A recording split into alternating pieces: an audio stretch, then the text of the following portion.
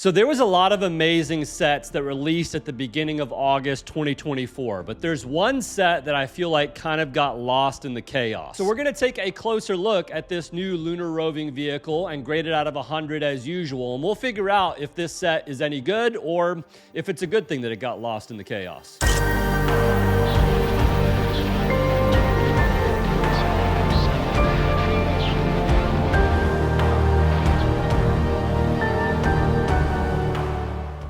The LRV, or Lunar Roving Vehicle, was built by NASA and was, in its most simplistic form, a battery-powered dune buggy that was designed to operate on the low-gravity vacuum of the moon. The LRV was used on Apollo missions 15, 16, and 17 and was critical in helping the astronauts travel greater distances to be able to collect samples and explore the landing site. LRV-3 is the rover that was used on the final Apollo mission 17 and is the rover that LEGO used for the base for this Technic model.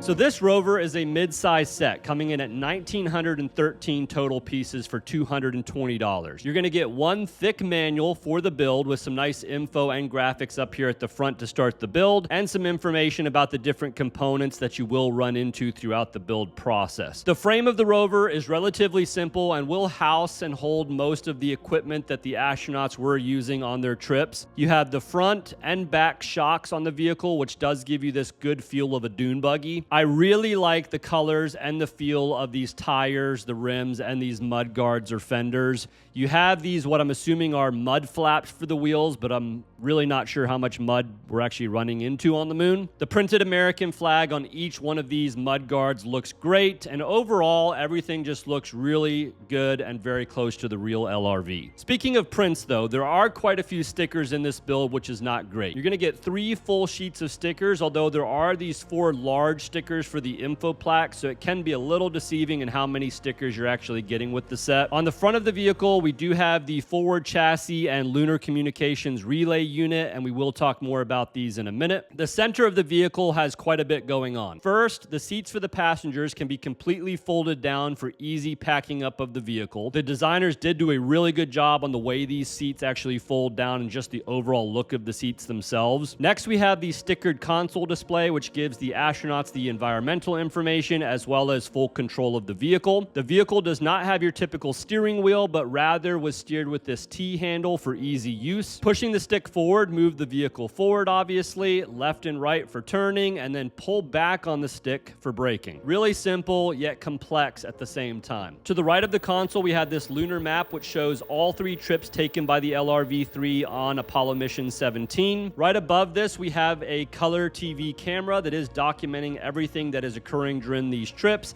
And on the left here, we have this low gain antenna, which connects astronauts with the Houston Mission Control Center. Lastly, moving to the back of the vehicle, you have this large AFT pallet assembly with all kinds of different tools and kits for sample collection and environments. But now the coolest part of the LRV, and that is the fact that you can remove most of the extra components that the astronauts were using for their work and simply break down the entire vehicle into this simple dune buggy. Once everything is stripped away, you pretty much have this simple frame. You can then close the buggy up even further. It's a pretty simple breakdown process. Fold these wings out on the front and back that hold the frame in place. Push these knobs outward and then simply fold the wheels in and fold the front and rear frame together. The build looks unusual staged like this, I will say, but at the same time, it kind of looks cool with the wheels all together on top. It is really cool though, and honestly just unique that you have the ability to do this with the vehicle. We don't see a lot of features like this in Technic, which is nice. On to some of these extras. First is the Lunar Communication Relay Unit, or LCRU. I really like the gold pieces on this unit. The unit itself has built-in batteries so that it is fully portable. You can remove the lunar map, camera, and the low gain antenna and attach them to this unit so that you can move around freely. You can open these panels up as well to get a better look inside the unit. All of these are stickers as well as as these stickers over here on the side. Next, we have the forward chassis. This unit has the power supply for the vehicle. You can open it up fully, which gives you a great look at the two 36-volt DC batteries inside, as well as some of the electronics. You have these wax packs here that were used to absorb heat from the battery and drive control electronics. This directions gyro and odometer help the crew navigate while on their various missions. Attached to this chassis was also this color TV camera that could be remotely controlled from Earth. Someone could actually press a button or turn a knob and it would control this TV camera up on the moon. Now,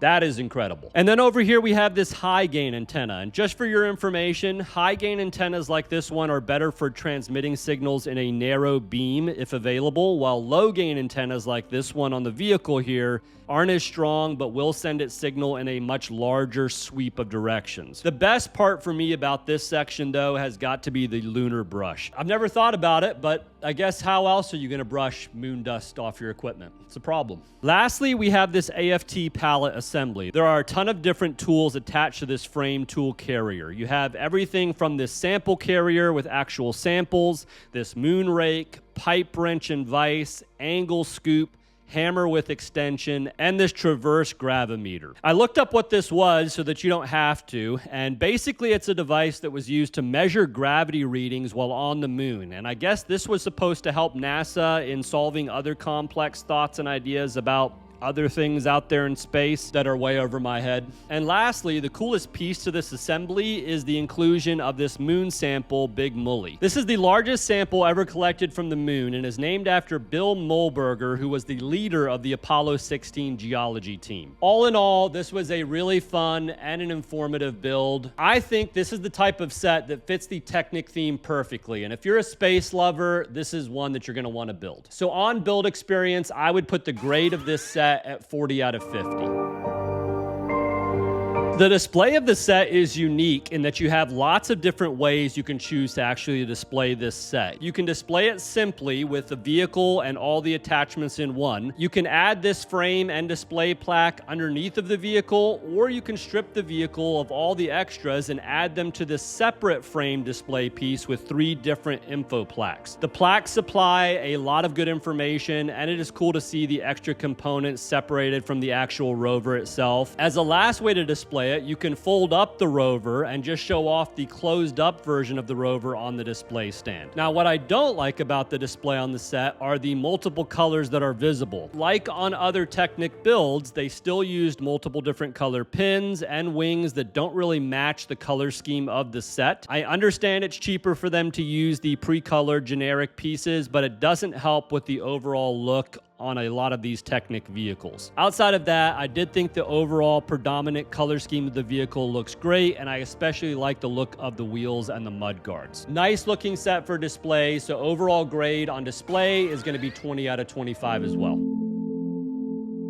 Price per piece on this set is right around 11.5 cents, which is okay. That does match up with the recent McLaren P1, but is quite a bit more than the new Mercedes G500 at right around 8.5 cents. Much better value on the Mercedes. Where some extra value is added, though, are with some of these nice gold pieces, as well as some of these exclusives to the set with the tires, mud guards, and the discs for the rims. This is the first time we are seeing any of these parts. I don't think any of these pieces will fly up in value, but they will add some value to the set. The tires will probably be the most valuable in my mind since they are pretty unique. Overall value on this set is okay, but not great, so I'm going to put the grade on this category at 18 out of 25.